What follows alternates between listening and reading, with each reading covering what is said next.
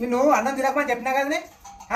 నిన్న మా అవ్వ జాగ్రత్తలో పడితే ఇట్లా నువ్వు చూడలేవు మా ఇంట్లో తినే అర్హత ఉందా నీకు అసలు ఏం రైట్స్ అన్నం తింటున్నావు నువ్వు ఏం రైట్స్ అన్నం తింటున్నావు ఏం రైట్స్ ఏం రైట్స్ అన్నం తింటున్నావు ఏం రైట్స్ అన్నం తింటున్నావు అన్నం తిన్నామంటే మూతి మీద గుత్త అన్నం మీద తిన్నామంటే అన్నం తినకు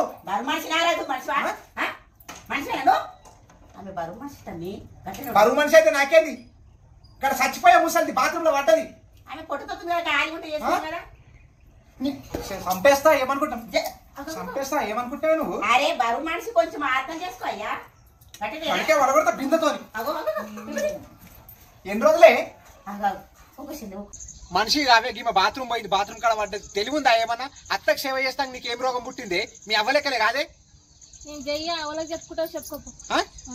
ఇంకోలకి చేస్తావు నువ్వు సేవ ఇంకోలకి చేస్తావు చెప్పు చేస్తే మా అవ్వకు సేవ చేయి లేకపోతే ఇంటికి దెంగయి మా అవ్వకు శాతం అయితే ముడ్డి కడగాలి తానం చేపియాలి అన్నం పెట్టాలి అన్ని చేస్తేనే మంచిది లేక అట్లా అయితే నువ్వు ఇంట్లో లేకపోతే మూతి మీద గుద్దుతా ఏమనుకుంటున్నావు నేను చెయ్య నువ్వు వాళ్ళకి చెప్పుకుంటావు చెప్తే ఎంతమందితో నుంపించినా సరే నేను చెయ్యవా ఇంకేం చేస్తావు నువ్వు ఇంకేం చేస్తావు నీకు అర్థమైతలేదా చెప్తే వినవా అన్నమాట అరే ఏం బడిగినవే నా ఎంబట ఏ ఇంట్లో అయితే ఆడదాని లొల్లి ఉంటుందో ఆ సంసారం పైకి రాదు మొగడు బయటకెళ్ళి రాగానే కటకటకటకట పెడతారు చూడు ఆ సంసారం పైకి రాదే ఏం ఎందుకు పడతావే నా ఎంబట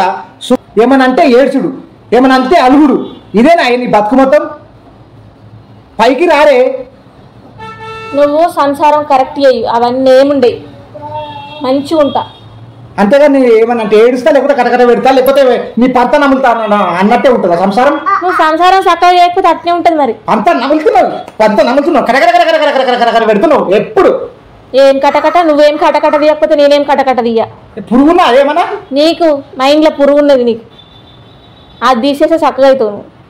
నిన్ను నెత్తికి ఎక్కించుకుని నా తప్పే నీ ఈ బలగొడితే నువ్వు వింటావు చెప్పినట్టు మంచిగా నువ్వు చెప్తే అలవట్టు ఒకసారి ఆపాను కూడా నీకు దండం పెడతా ప్లీజ్ నువ్వు తాగుడు బంద్ చేస్తావా లేదా ముడ్డి కింద 30 ఏండ్లు వచ్చినాయి 30 ఏండ్లకే నువ్వు తాగటానికే 5 లక్షలు అప్పు చేస్తే నేను ఉండా ఈ సంసారం నాతో కాదు మా అవ్వగారింటికి పోతా నేను నువ్వు ఇట్లనే చేస్తే ప్లీజ్ నీకు దండం పెడతాను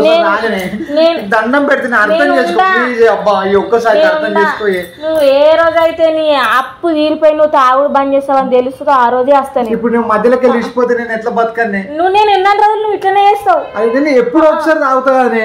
నువ్వు ఎప్పుడో ఒకసారి తాగితే 5 లక్షలు ఎందుకు అవుతుంది అప్పుడు పోగే నీకు దండం పెడతా అర్థం చేసుకో ప్లీజ్ పోగే అరే పోగు పప్పి నేను ఆగమైతే పప్పి ఇప్పుడు మధ్యలోకి వెళ్ళిపోతే నా బతికేం కావాలి చెప్పు నీ బతికేం కావాలన్నా మరి మా బతుకులు ఏం కావాలి